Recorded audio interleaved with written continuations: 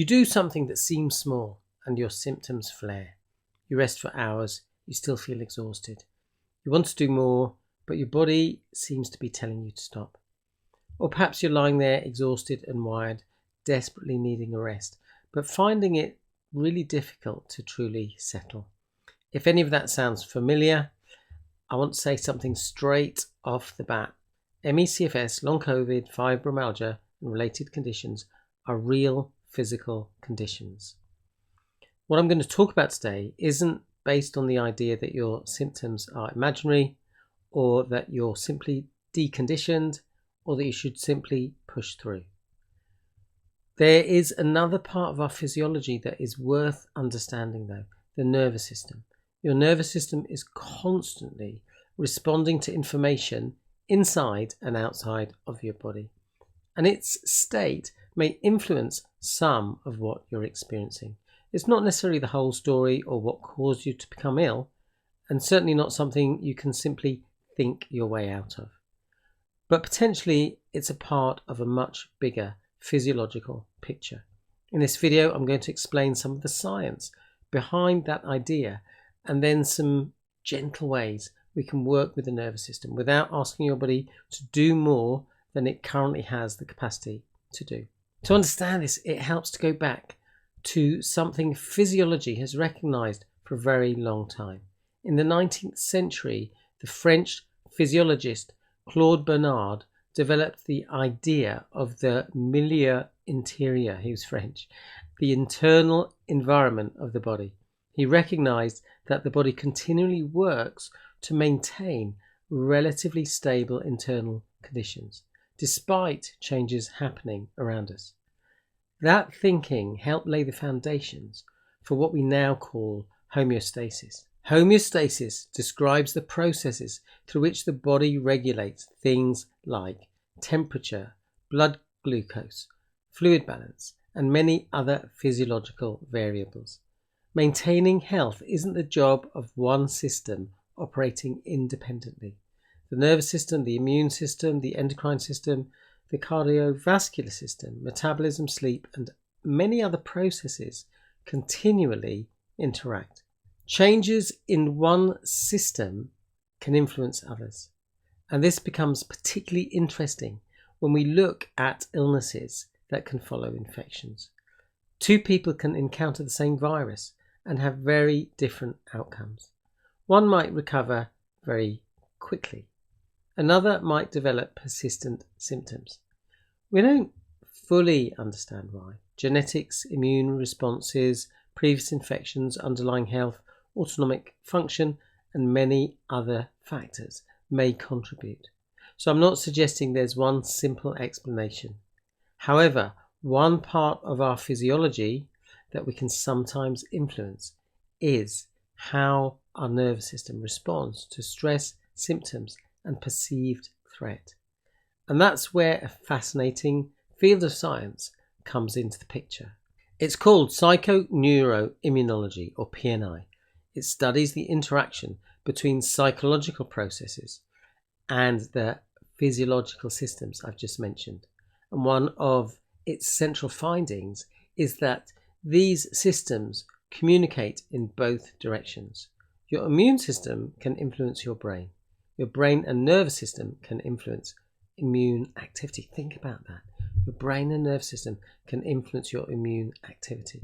Hormones, neurotransmitters, cytokines, and neural pathways are all involved in this communication. One important pathway is the vagus nerve. It carries information between the brain and many of the body's internal organs. Another involves the sympathetic nervous system and the stress response systems associated with the hypothalamic pituitary adrenal axis, or the HPA axis. Now, I want to make an important distinction here. Having a viral infection and worrying about your symptoms are not biologically the same thing, but some of the physiological systems involved in responding to physical and psychological stress overlap. Psychological stress can produce measurable changes in autonomic, hormonal, and immune function, and signals from the immune system can affect the brain, as I've said, influencing things such as fatigue, sleep, motivation, cognition, and mood. So it isn't a one-way street. The body affects the brain affects the body. And both are continually responding to what's happening around us and inside us. This does not establish the nervous system dysregulation causes ME/CFS, long COVID, fibromyalgia related conditions. And it doesn't establish that regulating your nervous system will cure them. What it does give us is a scientifically grounded reason to be interested in the interactions between stress, threat, and the nervous system and other physiological processes. And that gives us something we can potentially work with. I want to address something here because it's particularly important for people with ME/CFS, long COVID. Working with your nervous system doesn't mean ignoring your body's signals. It doesn't mean my symptoms are just fear, so I'll push through them. It doesn't mean I need to prove to my brain that I'm safe by exercising and pushing myself. And it doesn't mean following a predetermined, rigid program of increased activity regardless of how your body responds. Post-exertional malaise is a defining feature of ME/CFS. It's also experienced with people experiencing long COVID, many people experiencing long COVID. So if activity repeatedly causes a significant worsening of symptoms, then we need to change our strategy. That information is important. Current NICE guidelines for ME/CFS specifically advises against exercise programs involving fixed incremental increases in activity. Where people choose to work on physical activity, NICE recommends an individual approach. Activity can be adjusted up or down according to changing energy limits. I talked about this in a recent video where I said, when my energy was dipping a bit because I was stressed, I might go more gently. When I felt like it, I would do more. That's much closer to how I think about this. Respect the capacity you have today, and then where appropriate, gently explore whether that capacity can change over time. So let's establish the ground rule for everything that follows. Nothing I'm suggesting requires you to push beyond what your body can currently manage. If there are times when you choose to push because there's something you want to do, I get that. I did the same. And the key is how you respond afterwards. If you do experience some payback, the important thing is to be relaxed, knowing that it will pass. If you have ME/CFS or long COVID, you're probably familiar with the idea of pacing. The basic principle is to manage activity in a way that reduces the risk of repeatedly exceeding your current capacity. I don't see nervous system work as a replacement for that. I see the two can work alongside each other because capacity isn't necessarily determined by physical activity alone. Cognitive activity requires energy. Emotional stress requires resources. Poor sleep can affect how we function, and continually worrying, monitoring, putting pressure on ourselves can add another load. So rather than thinking only, how much physical activity have I done today, we might ask, what else is my system dealing with today? Maybe you've slept badly. Maybe you've had a difficult conversation. Maybe you're worried about something. Maybe you've spent a long time researching your symptoms. Maybe you're frightened because something in your body feels different. All of that is part of the context in which you're functioning. The aim isn't to become afraid of stress. It's to recognize the whole picture. Something I frequently see in people experiencing chronic symptoms is hypervigilance. You notice a sensation. Immediately your attention goes towards it. What is it? Is this a flare? Did I overdo it? Am I going to crash tomorrow? That response is understandable.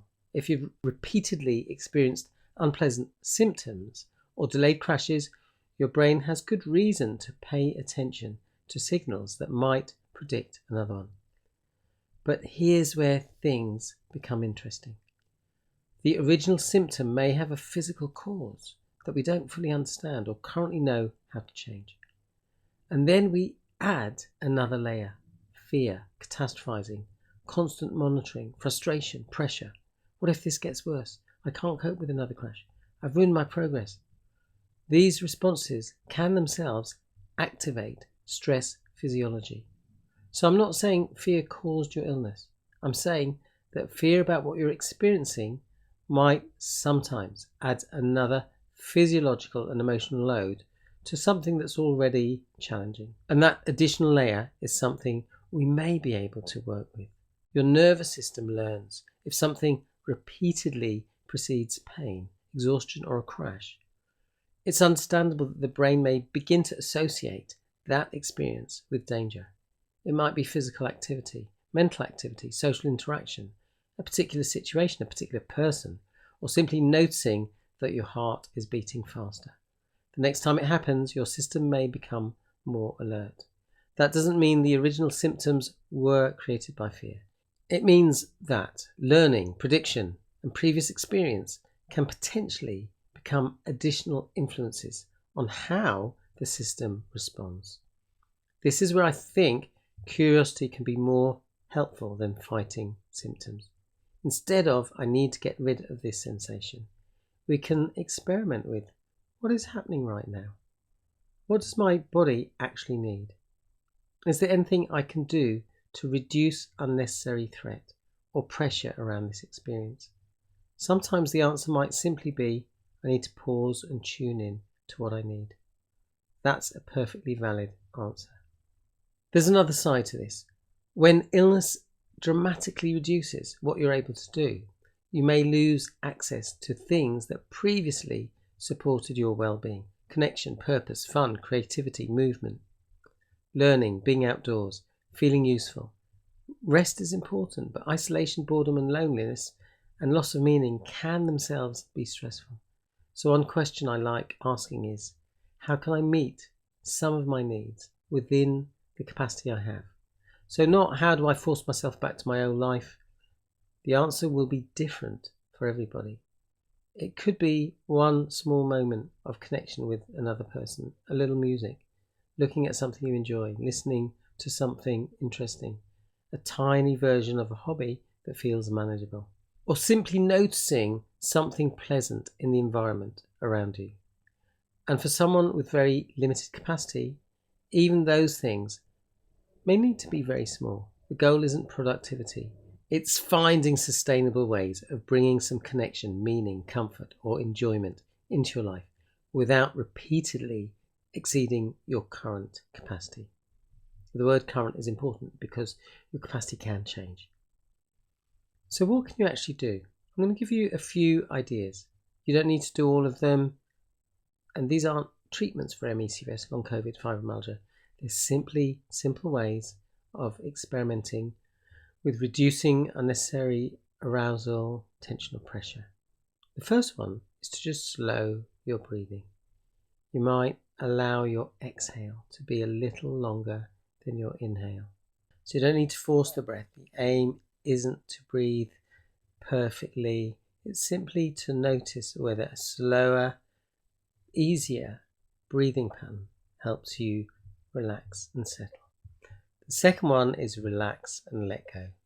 Take a moment to notice where you can soften. Perhaps you can loosen your jaw. You can drop your shoulders, your hands, relax your stomach.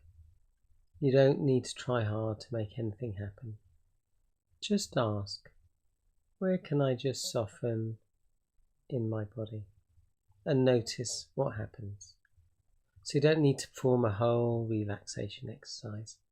You can do these just little adjustments. The third one is orient to your environment. Just very gently notice what's around you. Perhaps a familiar object, a picture, light coming through the window, a sound, something neutral or pleasant. So rather than constantly directing your attention inward towards symptoms, you're occasionally just allowing your attention to reconnect with the environment around you. Just looking at a picture, a photograph of kids playing. Okay, so you can just do that and give that thing your attention. The fourth thing is to offer yourself reassurance. If you notice fear, you don't need to fight it. You might say, I understand why I'm scared. My nervous system has been through a lot. I don't need to resolve everything now. Let's just deal with what's happening in this present moment. The aim isn't to convince yourself that you're definitely safe or that nothing physical is happening. It's to reduce the additional alarm created by fighting, catastrophizing, or pressurizing yourself. So there's an idea from Buddhist and mindfulness traditions that I find useful. The second arrow. The first arrow is what's already happening. The illness, the pain, the fatigue, the flare, things you've lost, those things are real. And grieving them isn't doing anything wrong. The second arrow is what we sometimes add. I shouldn't be like this. I should be further along. I need to stop this. I failed. Everyone else is living and I'm stuck. I'm ruining recovery. That additional self-criticism, fear and pressure doesn't make the first arrow disappear. It gives your system something else to deal with when it's already dealing with a lot. So part of the nervous system work can be learning to notice that second arrow and when possible, choosing not to fire it. So when I talk about getting out of survival mode, I don't mean reaching some permanently calm state. A healthy nervous system moves between different states. We become activated when something requires action, and we can settle again when the demand has passed. The goal isn't to eliminate stress or dysregulation. It's to develop greater flexibility, to become better able to recognize when we're activated, and where possible, help ourselves move towards greater regulation. I also want to be clear about the limits of what we currently know. We don't yet know how much nervous system approaches can influence the underlying disease processes involved in ME/CFS, long COVID fibromyalgia, from a scientific perspective. There's still a lot to learn. What we also have are people who have recovered or made significant progress who report that these kind of nervous system approaches were an important part of their journey. That's not the same as scientific proof, but we don't always have to wait for all the science to be settled before we explore something for ourselves. We can experiment safely and gently within our current capacity and pay attention to how our nervous system responds. I'm sure you can guess which approach I would choose. So I'm not presenting these approaches as a cure. What we do know is that the nervous system doesn't operate in isolation. It interacts with immune and endocrine processes. Our thoughts, our emotions, behaviors, and environment can influence physiological responses. So alongside appropriate medical care and sensible management of your capacity, I think it's reasonable to explore whether reducing unnecessary stress, fear and pressure can improve how you feel. Because we know when the body moves into that regulated state, important repair functions happen. It interacts with immune and endocrine processes, and our thoughts, emotions, behaviors and environment can also influence physiological processes. Alongside appropriate medical care and sensible management of your capacity, I think it's reasonable to explore whether reducing unnecessary stress, fear, pressure can improve how you feel and support your overall well-being. You don't need to do everything. You don't need to get everything right. And nervous system regulation shouldn't become another thing you put pressure on yourself to achieve. Start small. Perhaps today is just noticing where you're holding some tension and tuning into that. Getting curious about what emotions you might be holding, what thoughts you might be holding, and slightly softening. So for example, I used to notice tension in my neck and shoulders, and often it was because I was frustrated towards myself. And when I realised by tuning in, what's the sensation in my body? Okay, there's some tension. What is the emotion? There's frustration. Why am I frustrated? Because I'm saying to myself, subconsciously, wasn't consciously, you idiot, you've overdone it. And once I did that, I realised what I needed to do was to forgive myself because I was doing my best. So, perhaps that's the task, to catch one catastrophic thought. Perhaps it's allowing yourself to pause, to recharge without criticizing yourself. Perhaps it's doing one small thing that brings connection, meaning, comfort, or enjoyment without exceeding your capacity. Or it might be just doing a task with a bit more presence and slowness and trust. Because, for instance, many people recognize that when they're doing an activity, they're kind of rushing because they think their energy is going to run out. And that can actually help your energy run out. So that's enough. The aim isn't, I must get out of survival mode. It's, how can I help my system experience a little more safety, flexibility, and support today? If you like this video, do leave a comment, do leave a like, do share it with others. If you'd like more help, you're welcome to join my Facebook group, link below. If you want more help, either one-to-one or in a group format, get in touch and I'm happy to give you a bit more information or send you links to my website where you can find out more and decide whether that's right for you. Finally, if you'd like to join the Resilience Drop-In coaching, which happens every 2 weeks, then comment group below and I'll send you the link. Thanks for watching. Dare to dream big dreams. Dare to take steps, no matter how small. Keep going, you've got this. Wishing you great health. Thanks for watching. Bye for now.